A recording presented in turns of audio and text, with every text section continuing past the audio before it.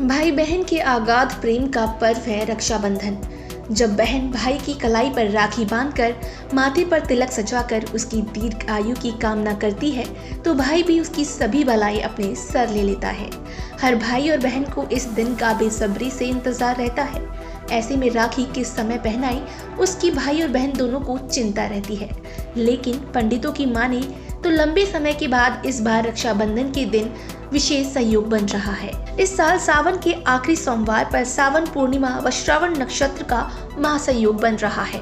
ये बहुत ही उत्तम संयोग है। रक्षाबंधन पर बन रहे ये संयोग बहुत ही लाभदायक होंगे। चलिए जानते हैं दिल्ली से सटे फरीदाबाद के श्री राधा सर्वेश्वर मंदिर के महंत मुनिराज से कि क्या है ये विशेष संयोग और भाई बहन को इससे क्या क्या लाभ मिलेंगे। आपके चैनल के माध्यम से मैं सभी को बताना चाहूँगा कि इस बार का जो रक्षाबंधन है एक विशेष रूप से मनाया जाएगा। सबसे प्रथम ये 3 तारीख को श्रावण पूर्णिमा के उपलक्ष्य में मनाया जाता है। इस दिन क्योंकि भद्रा भी हैं और भद्रा कुछ अच्छी भद्राएं होती हैं, कुछ गलत होती हैं। कुछ भद्राओं में कुछ किसी प्रकार की हानि होती है, जैसे आयु की हानि भी हो जाती है, धन की हानि होती है। तो इस बार 9:30 बजे तक लगभग भद्रा रहेंगी। 10 बजे के उपरांत रक्षाबंधन मनाया जाएगा। भद्रा को निकालने के बाद में जो भी बहनें अपने भाई को राखी बांधेंगी वो सौभाग्यवती हैं, तो उनके पति की आयु बड़ी होगी। और यदि कुमारिका हैं और अपने भाई को बांधी हैं तो उनके भाई की भी आयु चिरंजीव होगी। इसको कोरोना के बीच में जो हम मना रहे हैं, तो कोरोना के बीच में एक कुछ लाभदायक भी इस समय है। उसका कारण क्या है कि एक तो मिठाइयों का बहुत बड़ा जो जोर होता है, जिसमें हर प्रकार की मिलावट होती है, उससे बचाव हो रहा है। इस बार बहुत सी बहनों ने संकल्प लिया है कि हम अपने ही यहाँ मिठाई बनाएंगे, अपने हाथों से हम पकवान बनाएंगे। तो ये निश्चित है कि अपने हाथों से जब पकवान बनाएंगे तो उनमें एक रस की विशेषता होगी। जो दूसरे के द्वारा बनाया हुआ है उसके अंदर में वो भाव नहीं आ पाता जो स्वयं पाकी होता है। रक्षाबंधन का प्रारंभ का कारण क्या है कि जिस समय राजा बलि ने भगवान को 3 पैर भूमि दी थी, वामन भगवान ने उनसे 3 पैर भूमि मांगी थी और उन्होंने 3 पग भूमि में भगवान ने सब कुछ नाप लिया। 2 पैरों में तीनों लोगों को नापा, 300 जब रह गया तो उन्होंने कहा कि मैं इसको कहाँ रखूँ। तो राजा बलि ने कहा कि महाराज मुझे ये बताओ, दानी बड़ा होता है या दान बड़ा होता है। तो उन्होंने कहा कि दानी बड़ा होता है जो दान देता है। तब उन्होंने कहा कि अभी मेरा मस्तक मेरा है, इस पर अधिकार मेरा है, इस पर आप अपना चरण रख सकते हैं। उसको भय था कि अगर मैं दान नहीं दूंगा तो मैं नरक में भी जाऊंगा और मेरी जो ख्याति है वो समाप्त हो जाएगी। तब उसने वो तीसरा पद दिया, भगवान ने उसको जो है पाताल में भेज दिया। लेकिन जिसको हम स्वाहा मंत्र के बगैर हम देंगे तो वो राजा बलि को जाएगा। तो राजा बलि प्रसन्न हो गया। राजा बलि ने कहा कि जैसे मैंने आपको दिया है, आपने जो मांगा अब मैं मांगता हूँ, तो आप मुझे नहीं। बोले कहिए आप जो मांगोगे देंगे।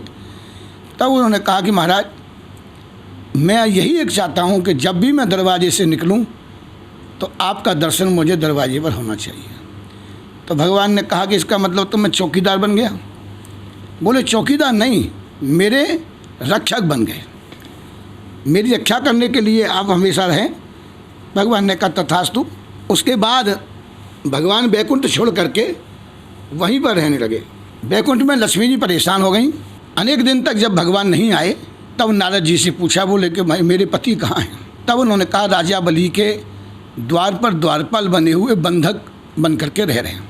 अब क्योंकि राजा बलि पाताल का राजा बन गया, लक्ष्मी जी की उत्पत्ति भी जल से हुई है, इसलिए वो जाकर के उसने कहा कि तुम मेरे भाई हो। और एक भाई आज बहन के पास में कुछ मांगने आई है। तब उन्होंने रक्षा सूत्र बांधा, यानी अपनी रक्षा करने के लिए।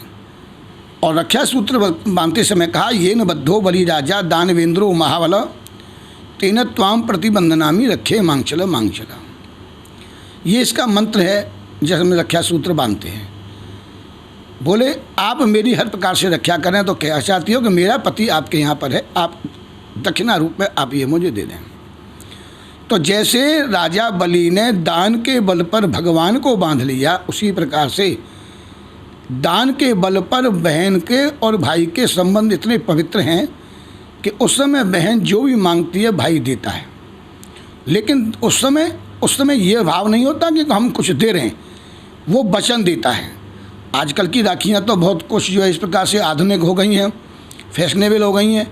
इसको रक्षा सूत्र कहा जाता है। आज भी हमारे यहाँ पर 3 धागे का जो सूत्र है, सूती पीले रंग का सूत्र जिसको कहते हैं, वो बांधा जाता है।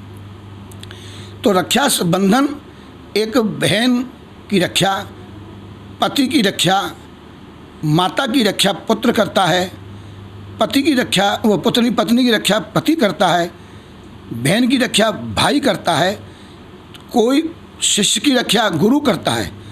इसलिए हमारे यहाँ एक श्रावणी पर्व भी होता है। हर गुरु अपने शिष्य को रक्षा सूत्र बांधते हैं, गुरु को दक्षिणा देते हैं, शिष्य लोग इसको श्रावणी पर्व कहते हैं। ये चारों प्रकार से होता है। हमारे यहाँ 4 वेद हैं, सामवेद, अथर्ववेद, यजुर्वेद, ऋग्वेद। इनके अनुसार श्रावणी होती है।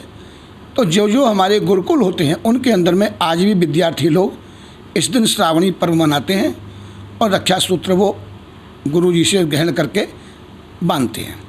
तो अब आता है प्रश्न आपने का कोरोना के अंदर में। तो कोरोना के अंदर में मैं फिर से इस बात को कहूँगा कि जो डिस्टेंस दूरी बनाई गई है, सोशल डिस्टेंस, इसको मनाने के लिए इसका पालन जरूर करें।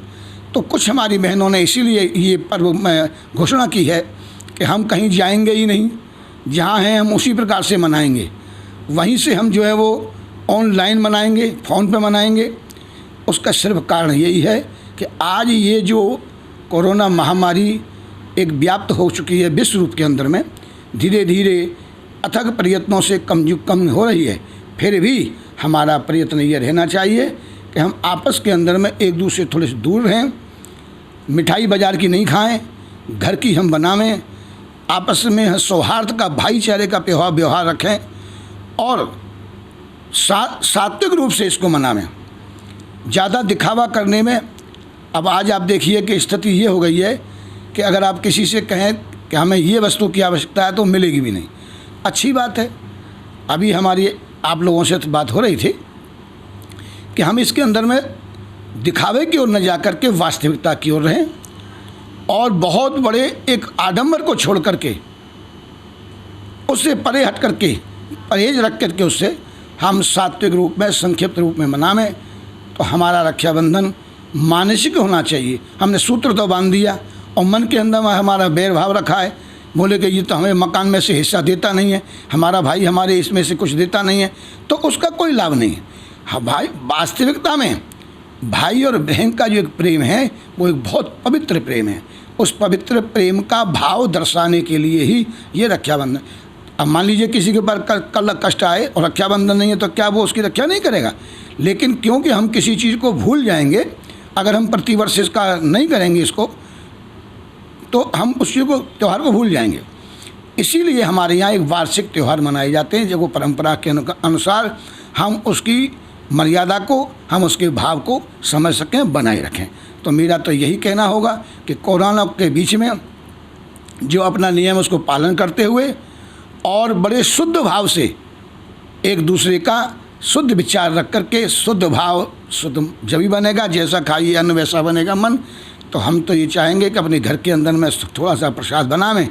भाई अगर दूर है तो उसको ऑनलाइन उससे जो आशीर्वाद ले लें या उसको रक्षा सूत्र भेज दें, और नहीं है तब भी अपने साधारण रूप में इसको मनावें और ज़्यादातर गंदी मिठाइयों से, मिलावट वाली मिठाइयों से, मिलावट वाले विचारों से बचते हुए रक्षाबंधन मनाएं।